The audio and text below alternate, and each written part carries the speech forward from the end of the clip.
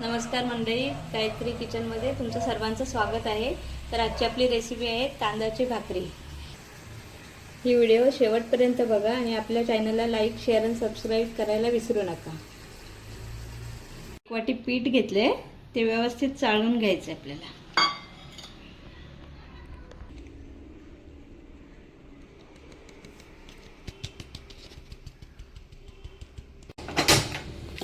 गॅसवर एक पातेलं ठेवायचं, त्याच्यामध्ये जेवढं आपण पीठ घेऊ ना तेवढंच पाणी घ्यायचं, पण थोडंसं जास्त घ्यायचं। आपल्या पीठ मग एकदम नरम होते आणि भाकरी पण आपली मऊसूत होते।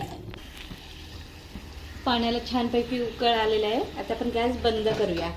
साधारणपणे गॅस चालू असतानाच त्याच्यामध्ये पीठ घालतात, पण आम्ही नाही घालत तसे, कारण का त्या पिठाच्या गुठळ्या राहतात आणि मळताना खूप त्रास होतो।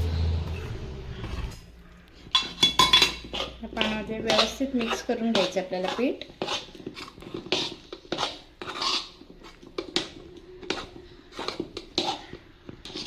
त्याच्यावरती झाकण ठेवून 5 मिनिटं असंच पीठ बाजूला ठेवून द्यायचं आपल्याला।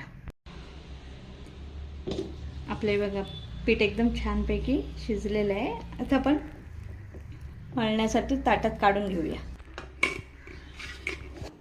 त्याच पातेल्यात मी थोडंसं पाणी घेतलेलं आहे पिठाला मळण्यासाठी। जास्त नाही पाणी घ्यायचं आपण, फक्त हात लावण्यासाठी, कारण ते पीठ खूप गरम असतं।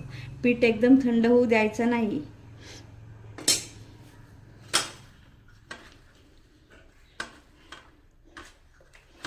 हे बघा पीठ किती एकदम इझी मळलं जातं।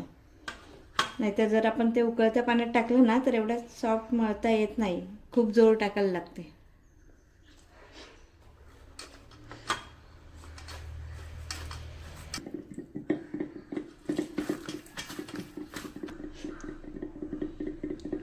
हे पहा आपलं पीठ एकदम छानपैकी मळून आलेलं आहे। हे बघा एवढं नरम झालेलं आहे।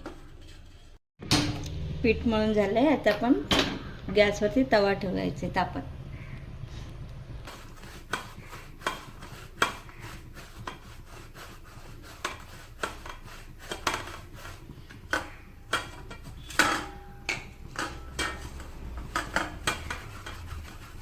गोळा एकदम छान व्यवस्थित गोल करून घ्यायचा आहे आणि त्याच्यावरती आपण सुकं पीठ असं बुरबुरवायचं आहे आणि या दोन हाताने आपण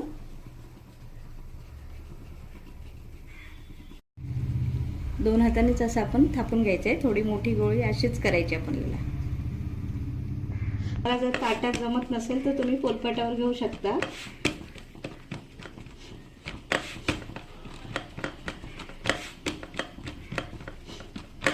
मध्ये जर वाटलं भाकरी सरकत नाहीये तर परत एकदा थोडंसं पीठ पसरवून घ्यायचं खाली।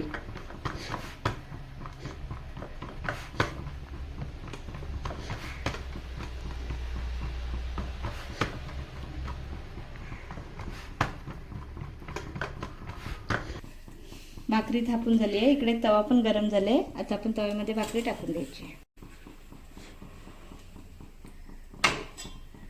त्याच्यावरती लगेच पाणी टाकायचं आपल्याला। याच हाताने पसरवून घ्यायचं पाणी। गॅस फुलच ठेवायचे। पाणी थोडं सुकत आलं की लगेच भाकरी पलटवायची आपल्याला, जास्त वेळ ठेवायची नाही।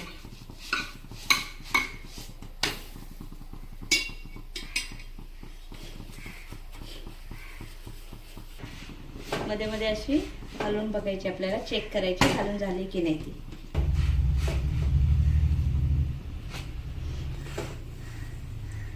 खालच्या बाजूने पूर्ण भाकरी आपली शेकली गेली आहे। आता आपण पलटी करून घेऊया।